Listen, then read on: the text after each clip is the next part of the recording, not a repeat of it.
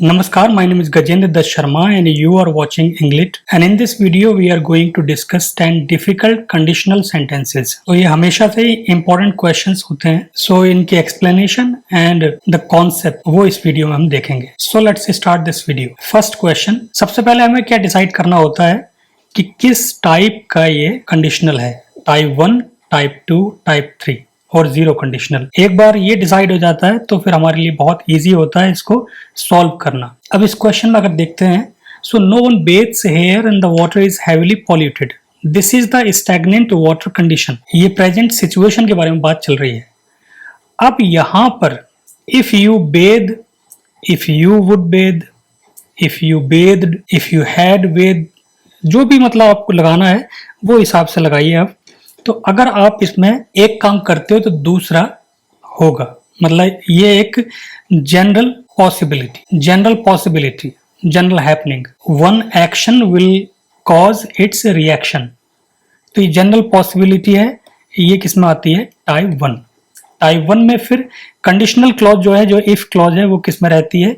Simple present. और principal clause जो है वो किसमें रहती है? विल, मे, कैन, यहां पर आप यूज कर सकते. सो सिंपली क्या हो जाएगा? If you bathe in it you will be ill for a fortnight. This is going to happen if you bathe in it because no one bathes here and then the water is polluted. So एक general possibility है कि अगर ऐसा करोगे तो ये हो ही जाएगा. Second question, no I did not know any Russian at that time. Russian lessons. ये एक तो पहली बात पास्ट में है और यहाँ पर एक हाइपोथेटिकल सिचुएशन की बात चल रही है. हाइपोथेटिकल या फिर अनरियल. और उसमें आपका क्या होता है? टाइप 2 में इफ क्लॉज, पास्ट में सिंपल पास्ट और प्रिंसिपल क्लॉज वुड या माइट. अब सॉल्व करिए. No I did not know any Russian at that time. But if you did not know, अगर जानते नहीं थे मतलब ये अनरियल कंडीशन हो गई. Why you would offer. तो why you would offer to give him Russian lessons because I knew that he would refuse. जितनी भी आपकी प्रिंसिपल क्लॉजेज होंगी वो इसी में आ जाएंगी. वुड रिफ्यूज, वुड ऑफर और कंडीशनल डिड नॉट नो. तो सिंपल आपका पास्ट में चला जाएगा ये. Type 2 second conditional. Third question, I can hear the speaker all right but I wish I could see him too. Wish करने वाला, जो विश करने वाले हैं तो वो किस में चले जाते हैं? अनरियल या हाइपोथेटिकल. और वो कौन सा होता है?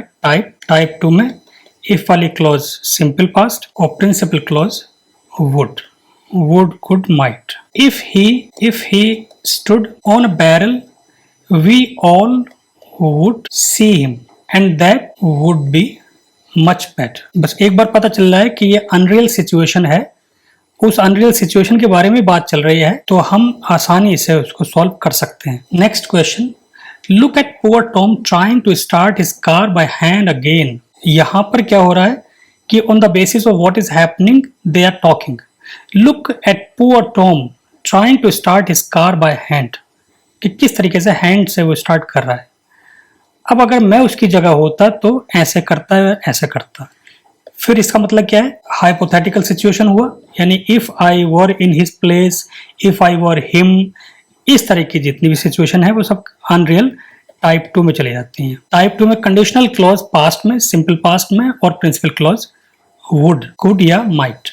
तो इफ आई वर, बी की फॉर्म होती है, बी की form is, am, are, was, were. और वर इनफैक्ट यहाँ पे क्या होता है? Past subjunctive. हाइपोथेटिकल में पास्ट सब्जंक्टिव ही यूज किया जाता है. This is called past subjunctive. यहाँ पे सब्जेक्ट कोई भी हो, वर्ब जो आनी है वर ही आनी. सो if I were Tom I would get a new battery. Next question, I expect you will see Jack at the lecture tonight. Whatever is going to happen will be on the basis of this lecture tonight. यानी future event के ऊपर होना है. तो future event के ऊपर होना है तो यहाँ पे टाइप 1 या फिर जीरो कंडीशनल इसमें आराम से लगा दोगे. जीरो कंडीशनल में दोनों क्लॉजेज जो हैं वो सिंपल प्रेजेंट में रह सकते हैं. कंडीशनल क्लॉज भी सिंपल प्रेजेंट में और प्रिंसिपल क्लॉज भी जीरो कंडीशनल, और टाइप 1 में भी आप मोर और लेस इसी तरह से कर सकते हो। तो जीरो कंडीशनल क्लॉज आपके सिंपल प्रेजेंट में, और प्रिंसिपल क्लॉज इंपेरेटिव या फिर वुड। अगर यहाँ पे इंपेरेटिव का है तो इंपेरेटिव का हो सकता है, नहीं तो विल, मे और कैन में हो सकता है। इंपेरेटिव वर्ब अगर है तो वो एज इट इज आ सकती है, और नहीं तो फिर विल, मे और कैन, ये प्रिंसिपल क्लॉज में आ सकते हैं। सो इफ यू डू यानी कि डू किसके लिए? सी के लिए। जब सेम वर्ब रिपीट होती है तो उसकी जगह आप डू आसानी से यूज कर सकते हो।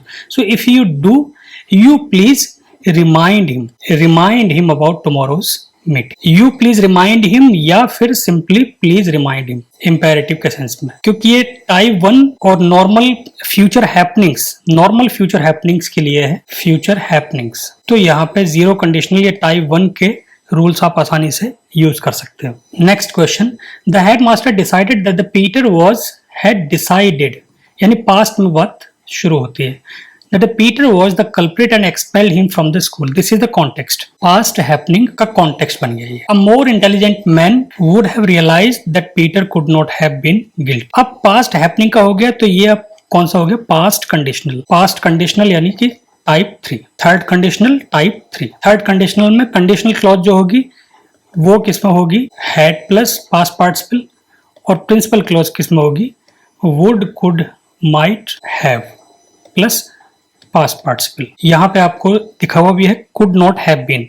अब कुड नॉट हैव बीन ये आपका कुड हैव है, तो इसके बेस पे भी आप आसानी से अंदाजा लगा सकते हो। A more intelligent man would have realised that Peter could not have been guilty. इसको आप दूसरे सेंस में कैसे कर सकते हो? If he had been a more intelligent man he would have realised. इस कंडीशनल को यहाँ पे असर्टिव में इन्होंने प्रेजेंट किया हुआ है। So a more intelligent man would have realised that Peter could not have been guilty. आप क्रॉस चेक करना चाहो तो इससे आप कंडीशनल में इसको फिट करके यूज कर सकते हो। Next question, the only thing I haven't got is a balcony, मतलब something that he has, something that he does not have, उसके बेस पर बात चलने वाली है।